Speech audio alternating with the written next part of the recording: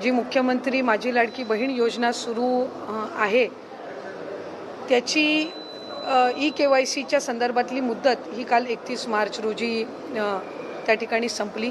पण काही निवेदनं आमच्याकडे प्राप्त झालेली होती, काही त्या संदर्भातल्या KYCच्या संदर्भातल्या काही तक्रारी म्हणजे आम्हाला आणखीन त्याच्यामध्ये थोडी मुदत मिळावी, काही ठिकाणी काही यामधल्या कालावधीमध्ये गारपीट असेल किंवा त्याच्या आधीच्या कालावधीमध्ये काही KYC करण्याच्या काही जणींच्या राहिलेल्या होत्या। ह्या सगळ्या याच्यामध्ये खरं तर पहिली KYCची प्रक्रिया ही साधारणपणे सप्टेंबर 2025 मध्ये सुरू झाली आणि ती पहिल्यांदा 2 महिन्याच्या कालावधीसाठी सुरू करण्यात आलेली होती आणि 2 महिन्याची मुदत KYC साठी सर्व लाडक्या बहिणींना देण्यात आलेली होती।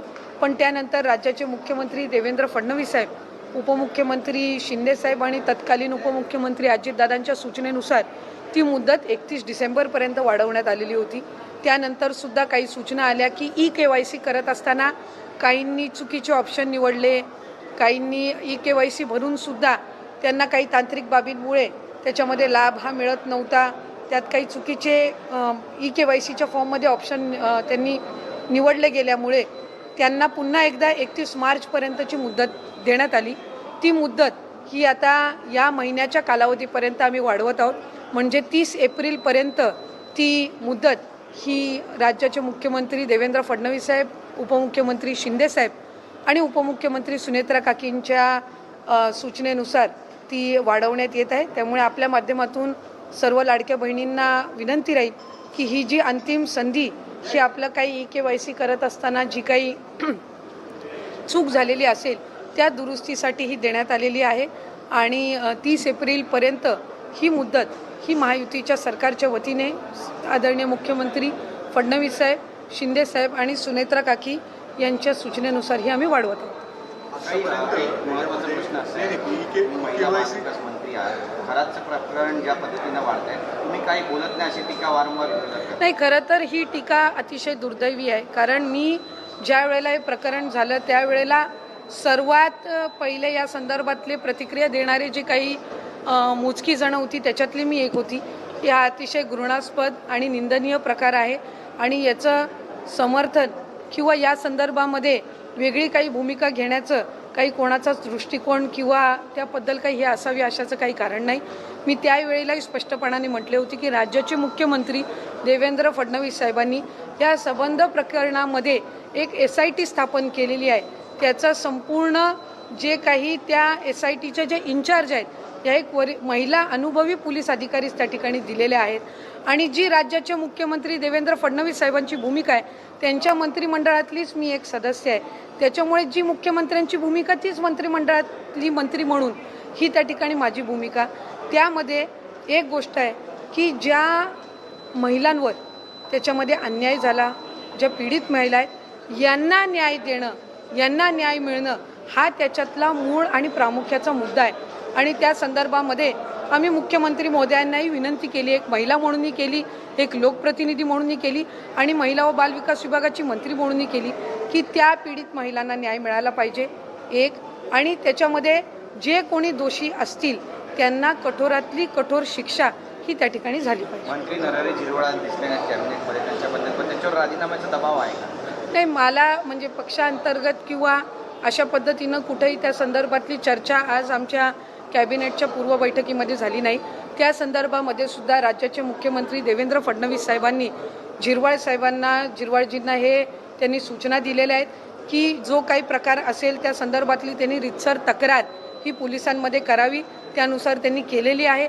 त्या संबंध व्हिडिओज त्या सगळ्या प्रकरणाची शहानिशा झाल्याच्या नंतर माननीय मुख्यमंत्री महोदय फडणवीस साहेब असतील आणि आदरणीय आमच्या नेत्या सुनेत्रा काकी असतील हे त्या संदर्भातला योग्य तो निर्णय घेतील।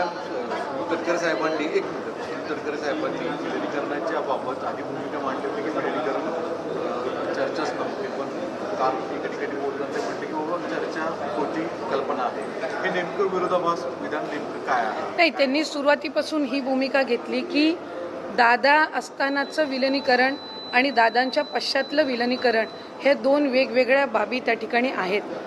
सुरुवातीच्या कालावधीमध्ये जो काही संबंध आवाज करण्यात आला, विलनीकरण, दादांची शेवटची इच्छा, त्यावेळेला खऱ्या अर्थानं दादांचा झालेला अपघात, त्या सगळ्या संबंध परिस्थितीमध्ये लगेचच विलनीकरणाची जी चर्चा सुरू झाली, त्याच्यातून एक संभ्रमाचं वातावरण हे त्यानिमित्ताने झालं. आणि जसं त्या म्हणजे आदरणीय पवार साहेबांच्या राष्ट्रवादी काँग्रेस पक्षाच्या नेत्यांमध्ये एक संघटितपणाने त्या संदर्भामध्ये चर्चा झालेली होती, तशा पद्धतीनं संघटित चर्चा ही राष्ट्रवादी काँग्रेस पक्षाच्या अजितदादांच्या पक्षामध्ये झालेली नव्हती. या संदर्भामध्ये त्यांनी त्यावेळेलाही भूमिका स्पष्ट केली. आणि काल परवामध्ये झालेल्या त्यांच्या याच्यामध्ये त्यांनी सांगितलं की कुणीही आदरणीय सुनेत्रा काकींना दादांच्या पश्चात राष्ट्रीय अध्यक्ष म्हणून करा, त्यांच्या नेतृत्वामध्ये आपण सगळे एकत्रितपणाने काम करू, अशा पद्धतीची काही भूमिका त्यावेळेला आली नाही.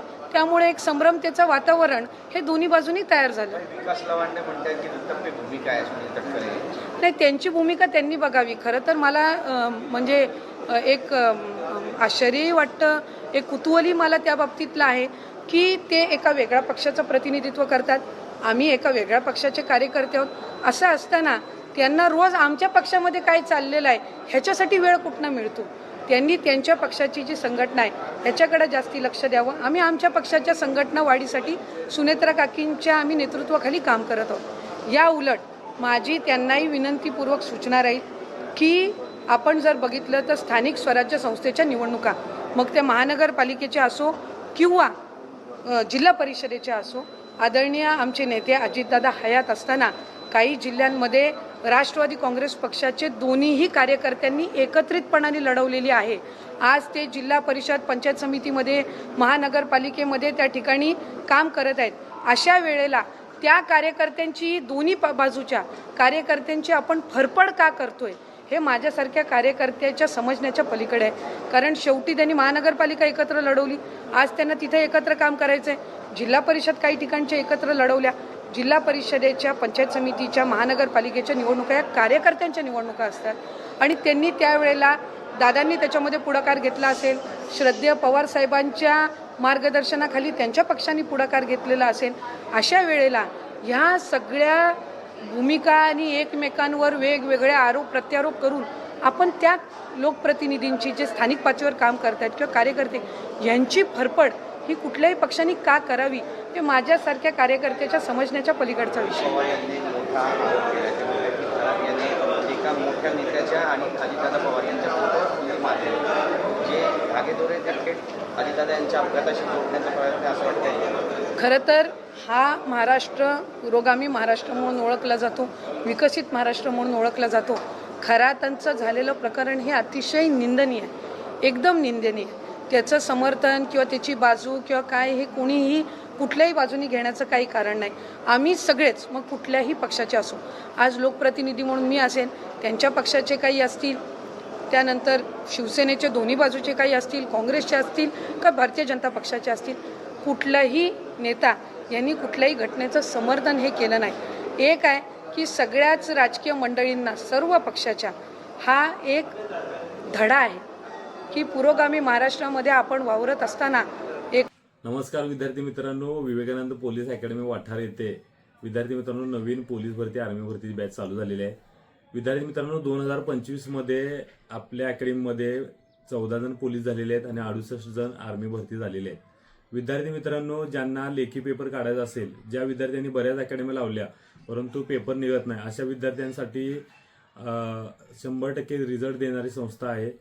अत्यंत कमी फीमध्ये गरीब शेतकरी मुलांसाठी विद्यार्थी मित्रांनो इथं निवासी सोय वगैरे केलेली आहे. तर ज्या विद्यार्थ्यांना पेपर निघत नाही, येणारी पोलीस भरती आहे, वनरक्षक भरती आहे, एक्साईज पोलीस आहे किंवा सरळ सेवेची कोणतीही एक्झाम द्यायची असेल तर त्या विद्यार्थ्यांसाठी आपण अकॅडमीमध्ये करारपत्र ही सिस्टीम आणलेली आहे. ज्या विद्यार्थ्यांना पेपर निघत नाही अशा विद्यार्थ्यांसाठी 500 रुपयाच्या स्टॅम्पवर आपण पेपर काढून देणार याची हमी देतोय. विद्यार्थी मित्रांनो, असे बऱ्याच विद्यार्थ्यांनी सुद्धा आपल्या अकॅडमीमध्ये करारपत्र केलेले आणि भरती सुद्धा झालेले आहेत विद्यार्थी मित्रांनो. त्यामुळे तुम्हाला जर भरती व्हायचं असेल, पेपर तुमचा निघत नसेल तर तुम्ही लवकरात लवकर, नवीन बॅच चालू झालेली आहे, 1 तारखेपासून विद्यार्थी मित्रांनो आपली बॅच चालू झालेली आहे. त्यामुळं तुम्ही क्लासमध्ये जॉईन होऊ शकता आणि तुमचं जे भरती व्हायचं स्वप्न आहे ते साकार करू शकता. खाली दिलेल्या नंबरवरती तुम्ही कॉन्टॅक्ट करून अकॅडमीची माहिती घेऊ शकता.